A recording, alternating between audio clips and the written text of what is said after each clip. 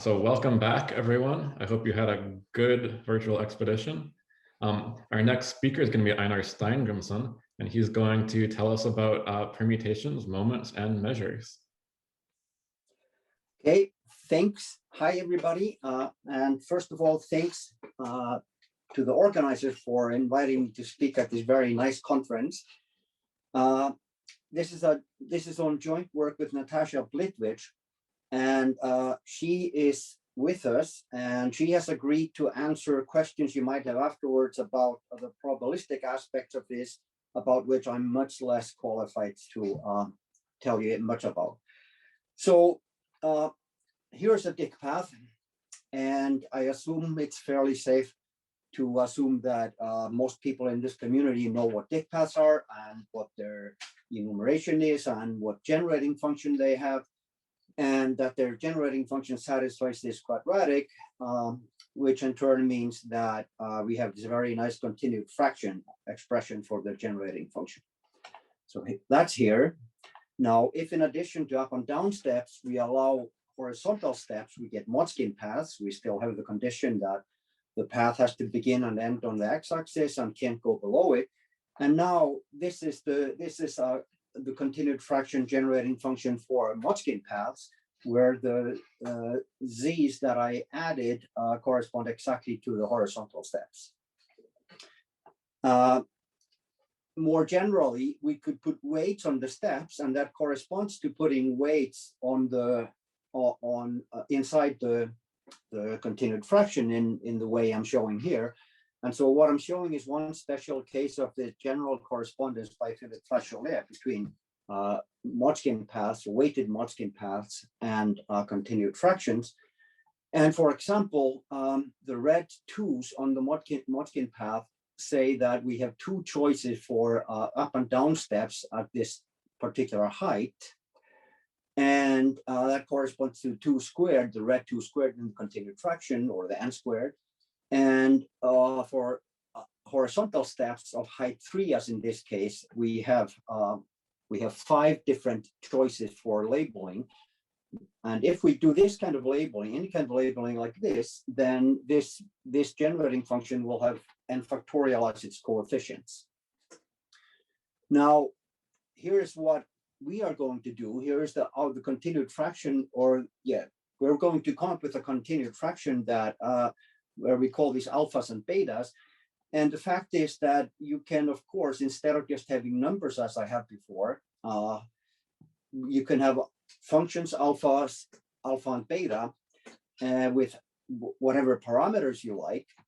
But as long as the sum of alpha n is 2n plus 1 when you set, or the value of alpha n is 2n plus 1 whenever you set all its parameters to 1, and for beta n you want the value to be n squared when you set all parameters to 1. As long as you have functions that satisfy this, functions alpha and beta that satisfy this, then of course the counting sequence you get is the factorials.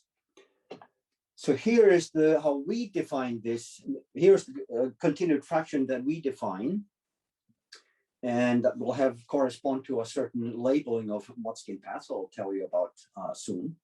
So this is how we define the alphas and betas, and you can check that if you set all the parameters. There are 14 parameters here, A, B, C, D, and so on.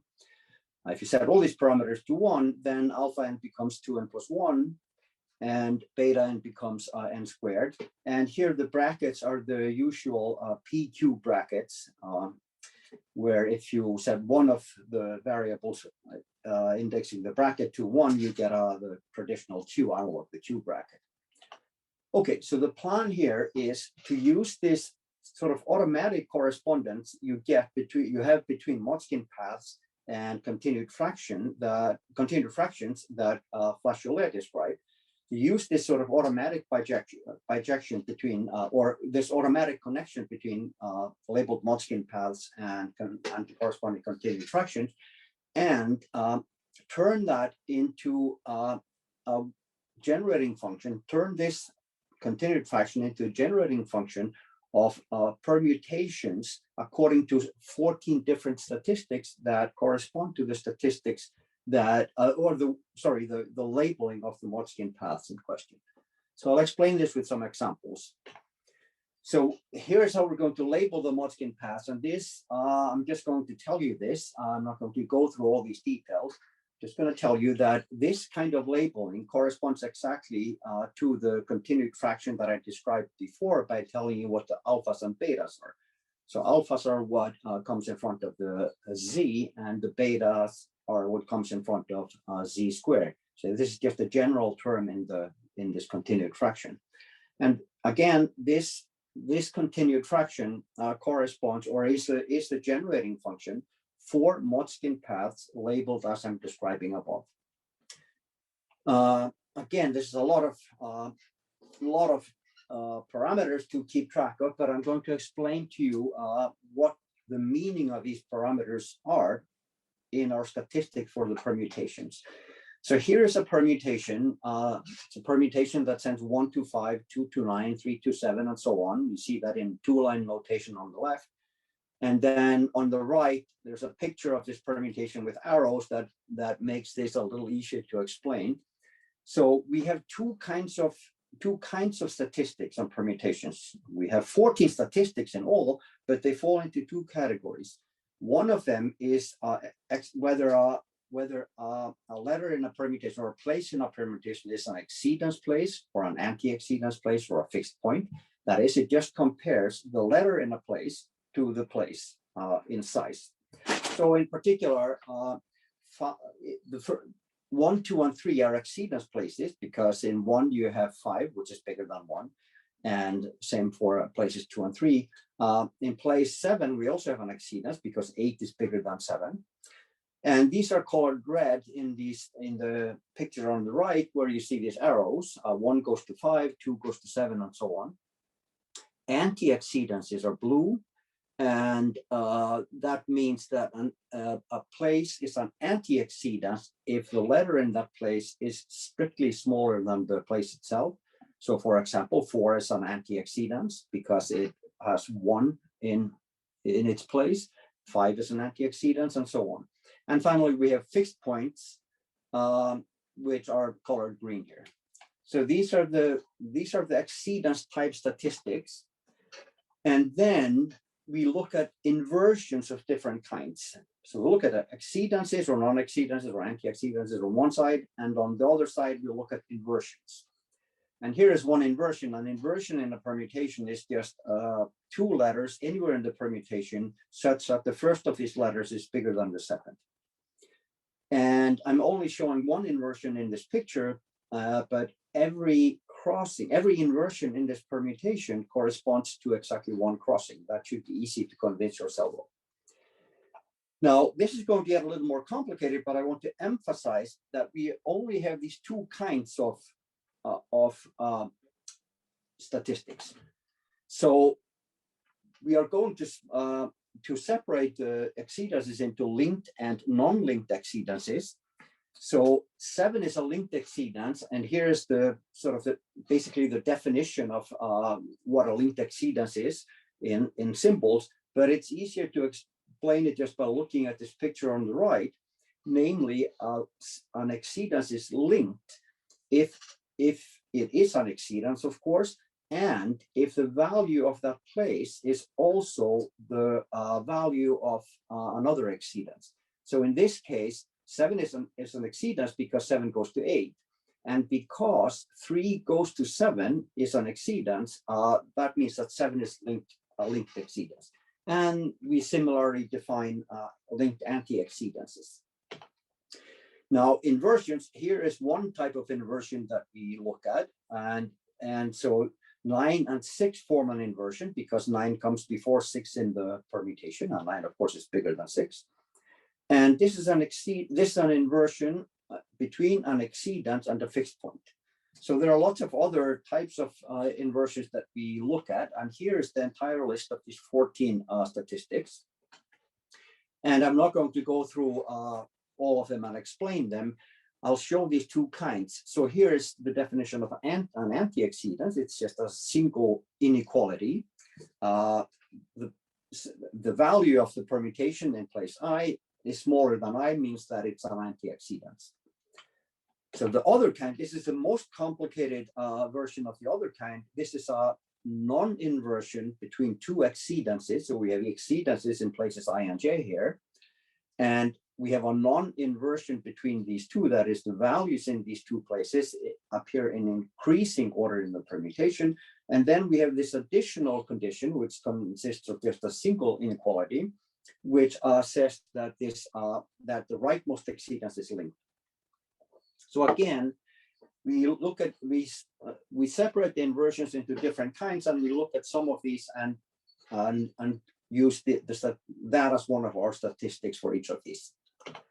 So here's this again, and here is this particular Motzkin path that corresponds to this permutation. I haven't told you about the bijection, but we have a bijection that takes a permutation to a labeled Motzkin path in such a way that the statistics I was telling you about for the permutations get mapped to each get mapped. So these statistics get mapped to the weight of the or the labels of the Motzkin path step by step. That is, there's one place in the permutation for each step in the path, and that's that. And what happens at that step in the permutation, or that place in the permutation, tells you what label to give that step in the path. Okay, so the weight of a Motzkin path is just the product of all its labels. So this path has this weight, and you can see here, for example, that this AS corresponds to the 7th step in the permutation, and that's the weight of this step in the path, and it has this weight because this is a linked exceedance. Okay, so what I'm showing here above is just one term in the coefficient to z to the 9 in this continued fraction that I showed you before. Okay, so here what this slide basically says is what I was telling you, that we have this bijection that takes the statistics on the permutations that I described to you, or that I showed you. It takes those statistics and turns them into weights on the steps labels on the steps of the Motzkin path that the permutation gets sent to. Now, yeah, so that's the short of it. So there are many bijections in earlier literature that do a similar thing, and I should say right away that all the bijections in the papers I mentioned here, they send a permutation to a Motzkin path of the same shape as what I have described to you. That is, it has the up steps in the same places, down steps in the same places, and level steps in the same places. The difference is in the labelings.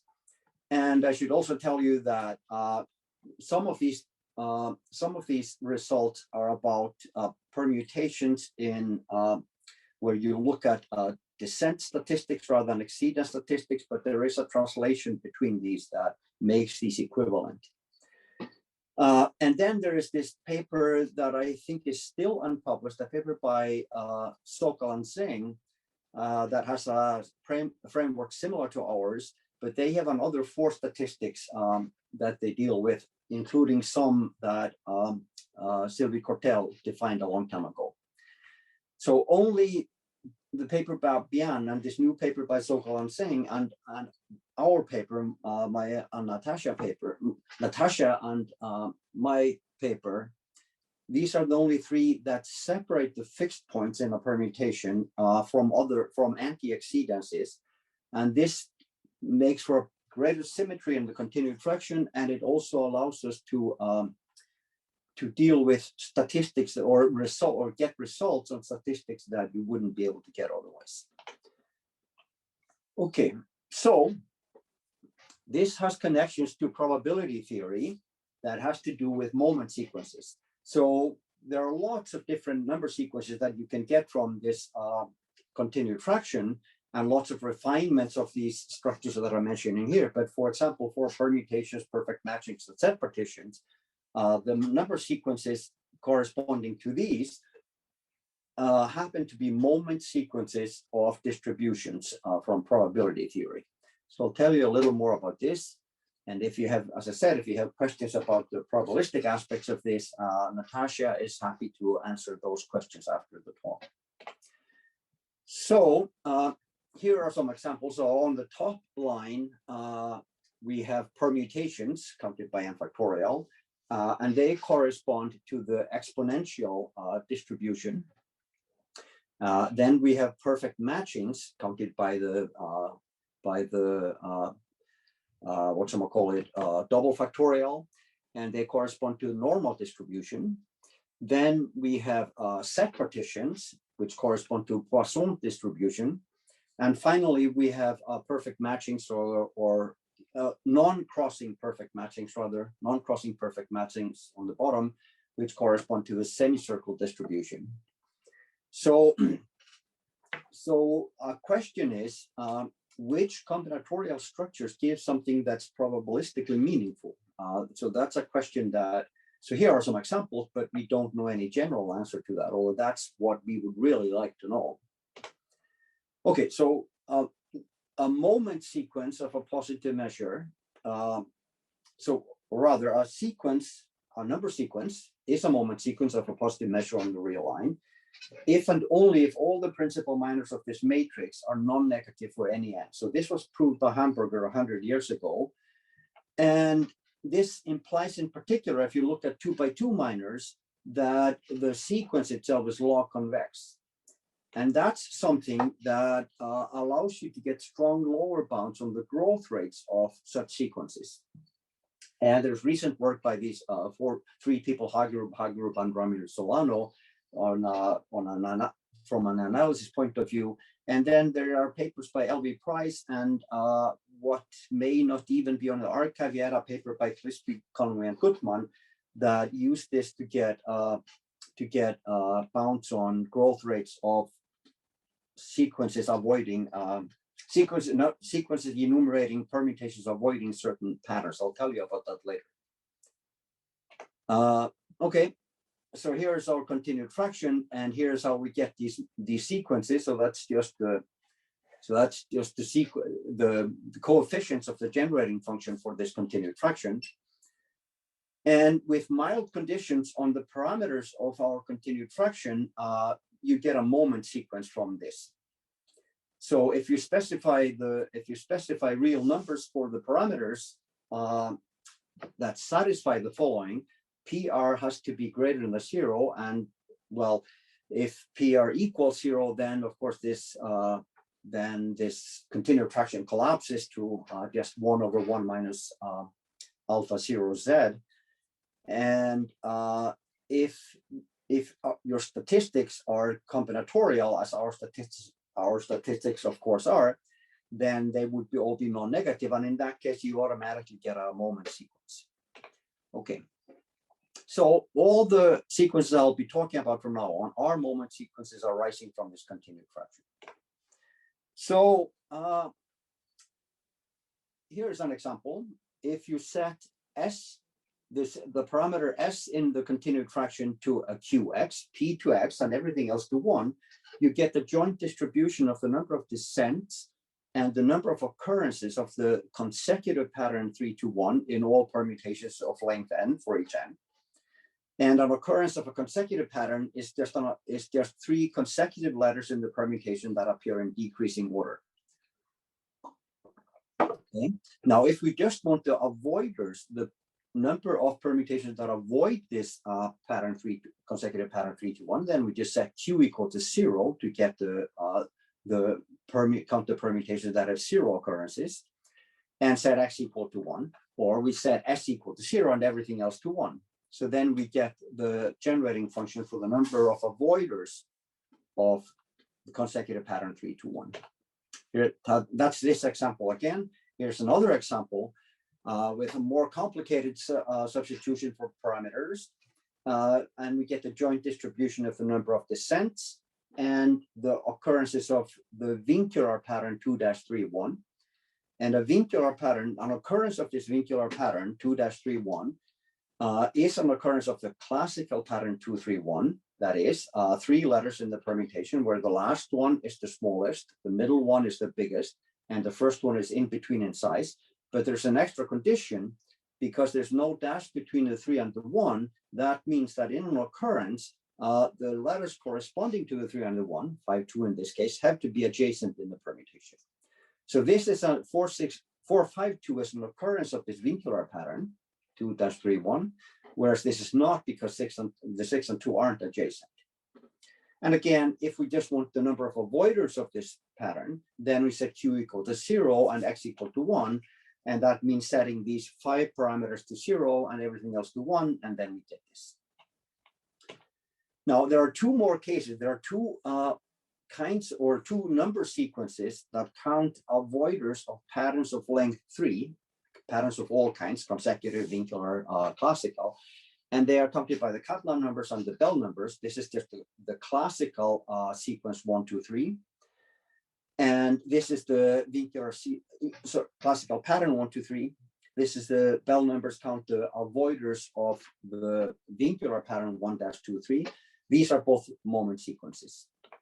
So there's only one pattern of length 3 whose avoiders do not give a moment sequence, and that's the consecutive pattern 1, 3, 2, or any of its 3 equivalent patterns, that is equivalent in terms of enumeration for avoiders. And this happens also to be the only 3 pattern whose avoidance cannot be obtained as a special case of our continued fraction. So our continued fraction characterizes those number sequences for avoiders of patterns of length 3 that are moment sequences. Now, for classical patterns of length 4, 2 are known to be moment sequences. There are only 3 number sequences, even though there are 24 different patterns. There are only 3 different sequences you get of avoiders, of the number of avoiders for patterns of length 4. And Andre L.V. Price conjectures that the same is true of the third one, which is the pattern 1, 3, 2, 4, for which we don't even know the growth rate yet. And Clisby, Conway, and Gutmann have conjectured that the same is true for all 16 classes of pattern avoiding sequences of length 5.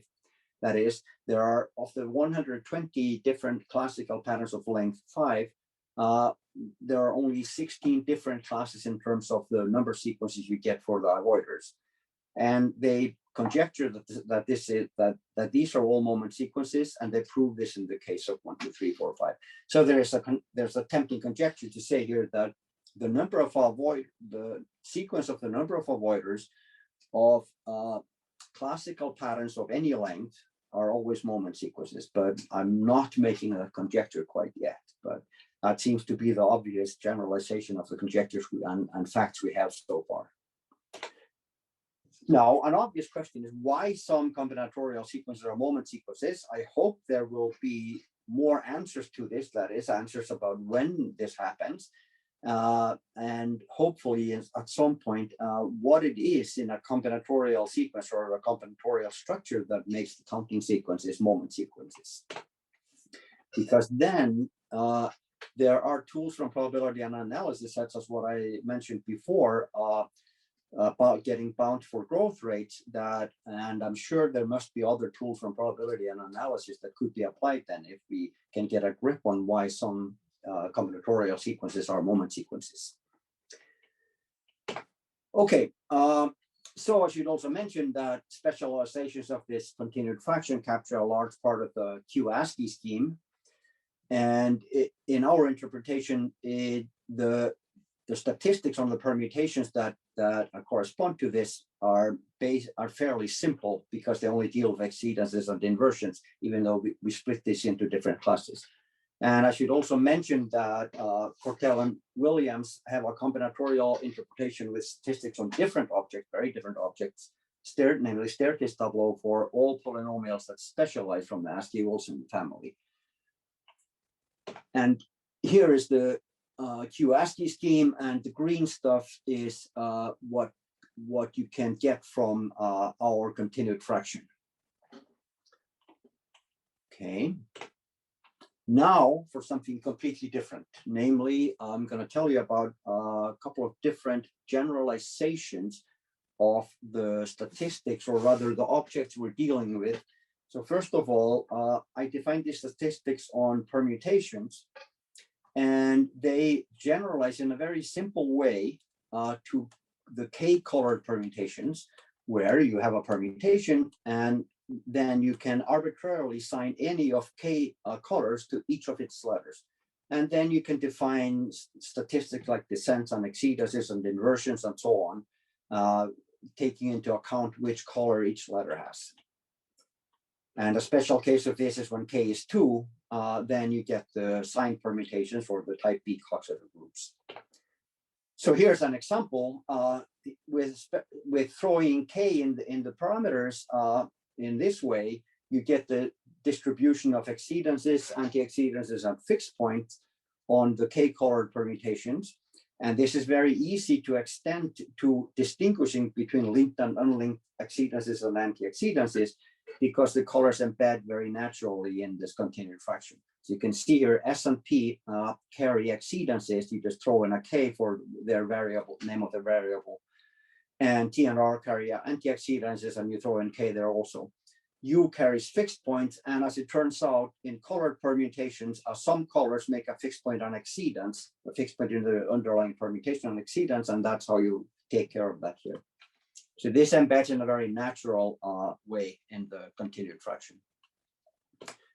Okay, we can also color only the fixed points, and you could look at this as restricting colored permutations to coloring only the fixed points, but it's also easy to see directly from the correspondence with the continued fraction that you can throw in the colors with the variable u in the continued fraction, which carries fixed points, and that allows you to enumerate them using this continued fraction. And so we call these k-colored permutations with k-colored fixed points. That is, where you can color any fixed point with any one of the k colors you are allowed, and we call these k arrangements. And that's because they have been studied before when k is 2 by Conté a long time ago, and he just called them arrangements. And they also appear in Postiko's work on Grassmannians in this big paper of his that I think is still only available on the archive. I don't think it's been published yet. So he calls them decorated permutations. For zero arrangements, where you have no colors to color the fixed points with, means you can't have any fixed points, so that just gives you arrangements. And then you have, if you have only one color, then it means every fixed point gets the same color or gets no color at all, doesn't matter. And that's just permutations. But it seems that for k greater than 2, these have not been studied. That is, permutations with 2 colored fixed points, more than 2 colored fixed points, or at least they have not been studied in any systematic way. Yeah, I know. They have lots of nice properties. Sorry? This is a 2-minute warning. Okay, thanks. So here is the enumeration for the k arrangements. They satisfy this nice recursion that you may recognize from, in the case for k equals 0 for derangement. That gives this simple exponential generating function, which in turn means that these are successive binomial transforms of each other. And they can also be computed as a permanent of a nice matrix. Okay, now all of this holds for negative k, and it seems that this becomes positive eventually for n big enough. So an obvious question is, what does this count? What are these k arrangements if k is negative? We have no idea. Now, the definitions of descents, exceedances, and these classical definitions for permutations, they also adapt trivially to k arrangements. And here's a conjecture which says that exceedances and descents are equidistributed, as are inversions and major index. I mean, these are classical theorems for permutations or even sign permutations, but we haven't been able to prove this. And here is another way to encode k arrangements, namely replace fixed point colored I with minus I, or all but one of the colors get replaced by minus the color, and this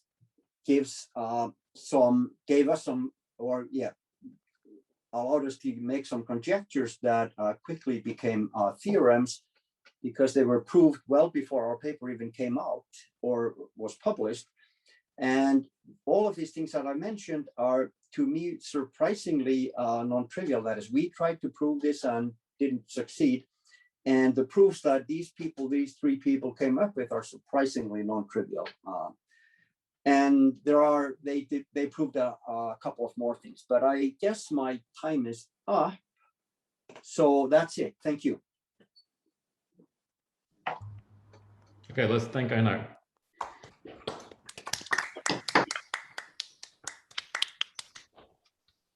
So we're going to keep questions a little short because we do have an exciting activity. But first, I think, Francois, you had a question maybe you want to ask. You want to unmute? Yeah. So I guess I know a bit of the answer, but are there any general relations between these 14 statistics? They cannot be totally free from one another. And what are they? The relations. Do you mean relations between the statistics we define? Yeah.